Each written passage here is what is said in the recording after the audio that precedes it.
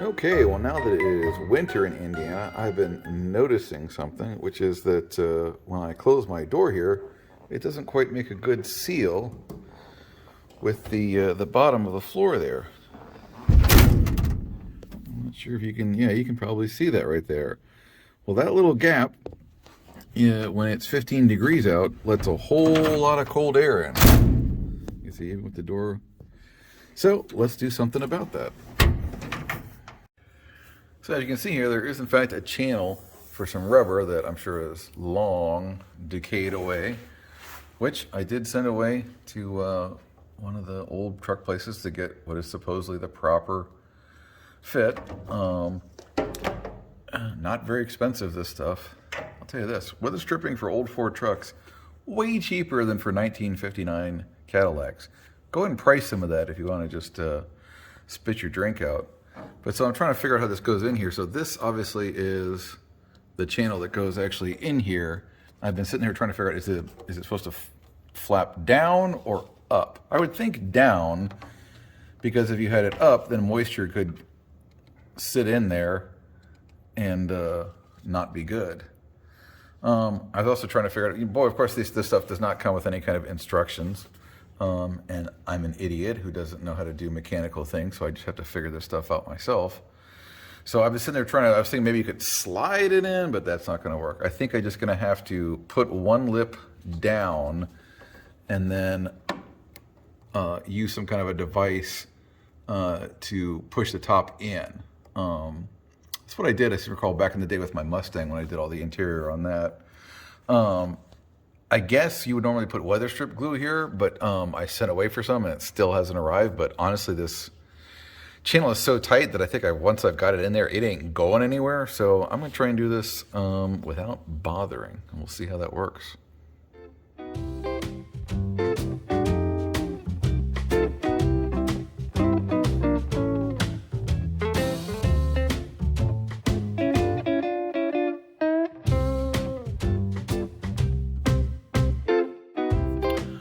Well, I've got it seated in there, but only on one side.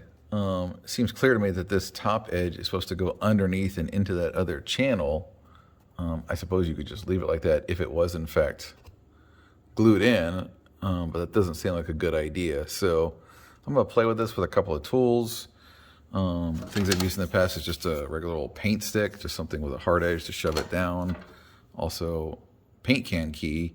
See if I can use that to get that yammed in there.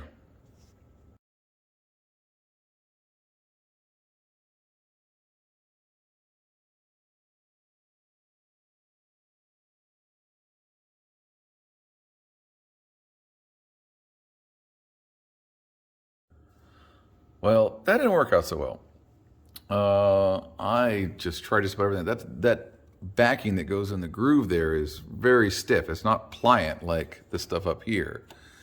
And you can see I just, winged and wanged and got like just the little edge of it tucked up under there. But frankly, I'm kind of tearing it up, getting it in there. So I'll mess with this a little more. Well, I'll tell you what, I can't do much with this. So maybe there's a secret to doing this. I was thinking maybe if I lubed it up with silicone to get it to slide in there, but I mean, you can see here, I mean, this backing portion, get the other piece so you can see. See, so this stuff here, the actual part that's going to roll up and form the seal, that's quite soft. But this part that goes in the groove, I mean, that's hard. I can't even, squish it in with my fingers hardly at all. So I'm not going to say I'm going to give up, but what if I just leave it like this? I mean, it seems to be in there pretty good. Once you've got the entire bottom portion in the channel, I mean, it's not, moving. And maybe what I could do is when my weather strip glue does come in, I just kind of quickly peel this little bit away from there and squirt some in there. And so rather than riding in the channel, it'll just be glued to the top of the channel, which, yeah, that's probably not the way it's supposed to be. But I'm just looking to make a good seal here, and this stuff, this was like $8 for a set of this for both sides. So it's not like it's a big investment. If I screw this up, I can just get some more. All right, let's try that. Here's the other side. It's a little cruddier. Just have to clean out the channels here a bit with my pocket knife. By the way, how about you? I've carried a pocket knife since I was 8 years old. Got my first one from my grandpa and had one ever since. And I pretty much always have a pocket knife on me. Pretty much the only time I don't have one is when I'm in a place where they don't want me to have one, like flying on a plane or going into a sports center or places like that, because you could really do some damage with this. And get this cleaned out.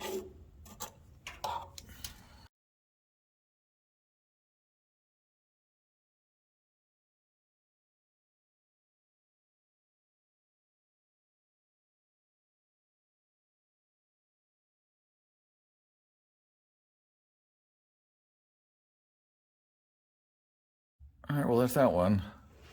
Definitely took me a little more of a struggle. Just for whatever reason, a lot of schmutz in the channel there that made it harder to get in.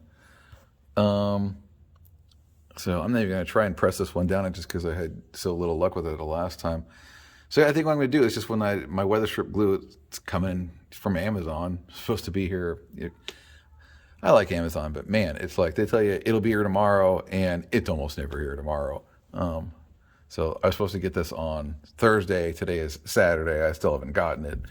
But anyway, I will go ahead and just lift these lip up here a bit and shoot some weather strip glue in there just to kind of tack this down a little bit. One thing that was interesting, this was different in that, if you can see this this piece right here, this metal piece comes out. Let's come on, so we can get you in there. So that piece comes out over the top and is higher than the channel as opposed to the other side. So that's just kind of flapping against there. So that definitely I would want to get some weather strip glue on that to keep it down. So I don't know if that's the right way to do this. Probably not. If they wanted me to do it the right way, maybe they should have included a diagram or some instructions. But that's the way it is with the old car hobby, particularly when you're not mechanically inclined. Sometimes you just got to figure stuff out. Oh, one other thing I did order is the cowl defender rubber, which as you can see here on this side is almost completely missing. Just this little piece down at the bottom is left. I'm not really sure what that does other than just sort of reduce rubbing or whatever. My big question is, boy, looking at that little piece there,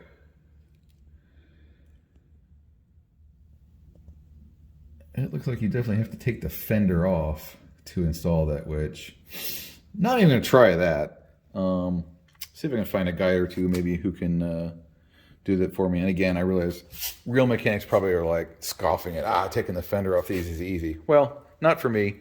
And I like to think smart enough to know when I'm dumb, which is to say when I don't have the skills or knowledge to do something, I just go find someone who does rather than trying to muck it up myself. All right, and for our final after test here, and now that we've got our door gasket in, sort of in-ish, let's give it the light test that we did before. You saw, remember how much light was peeking in before? Let's see it now. All right, looks pretty dark and nice. So hopefully that will cut down on our windage. The next thing I'm going to tackle is, same issue, is I've found that I'm getting a lot of cold air coming up through these pedals here in the floor, which, I mean, if you can see the light there, like I can actually see the road a little bit when I drive, and boy, does that allow a lot of cold air to come in. So we'll see if we can mock up a fix for that too. Well, that didn't work. As soon as I took the truck for a drive, this weather strip just just came right off. I had not yet tacked it in with the weather stripping, so it's clear that it needs that. And as it turns out, I actually have 2 sets of these. When I ordered these, I thought you needed 2, 1 for each side, but apparently the package contained 2 each, so I have a spare. So I'm just going to go ahead and experiment here. I trimmed off a little bit of this backing here, as you can see, just to test to see what it would do like. And as you can see, I can actually get that in the track the way it's supposed to if I do that. And you may say, well, should you have to do that? Should you have to cut up a piece of thing that was supposed to exactly fit in that space? No, but what I found from even the little bit of work that I do myself on these old cars is a lot of times you buy parts, reproduction parts, they're supposed to fit and they don't. And you just got to improvise. So I think what we're going to do is we're just going to go ahead and trim down that backing and see about getting this glued in there.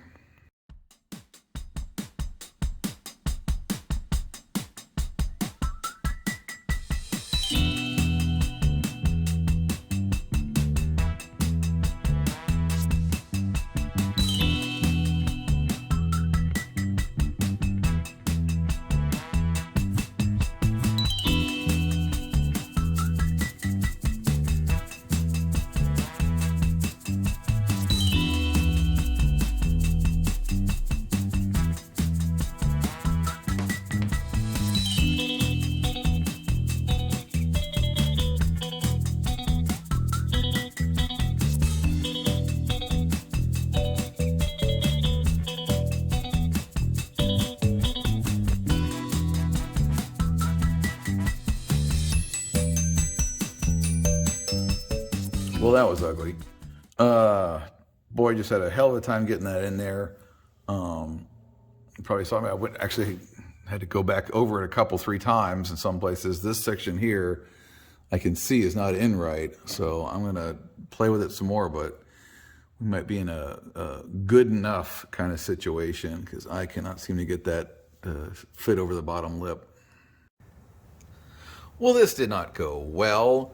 If you saw my last piece there, I just could not get the left side of this to seat in there properly, and unfortunately I pulled it out and put it in and pulled it out and put it in. By that time the weather strip glue had dried to the point where it really is not going to take, so I had the decision of, do I just rip this all out and start all over again, or just cut it off. As you can see, I decided to cut it off because the right side is in and glued and staying there very well. So I've sprayed some Goo Gone remover. We'll try and get that stuff out of there and put in that last piece, hopefully. Okay, well, I got that tacked in there and it was not fun. I had to scrape out all of the existing weather stripping. It just did not want to go. I sprayed the hell out of it with goo remover and just, it did not want to come out. And then I had a heck of a time getting this other piece just to sit in there. Now what we're going to try and do is, instead of putting the weather strip on beforehand and then trying to, awkwardly put it in there, which I was not able to do the last time, I'm just going to sort of peel it back a little bit, squirt some weather strip down in there. Well, one of the challenges I had was that my weather strip tube did not come with a funnel on it. Nozzle is probably a better word. So I bought some nozzles, which of course were the wrong size. So I did the extremely clever, maybe, thing of using the weather strip to make a gasket around there and keep it on top of the weather strip bottle there. So hopefully this will work, but let's find out.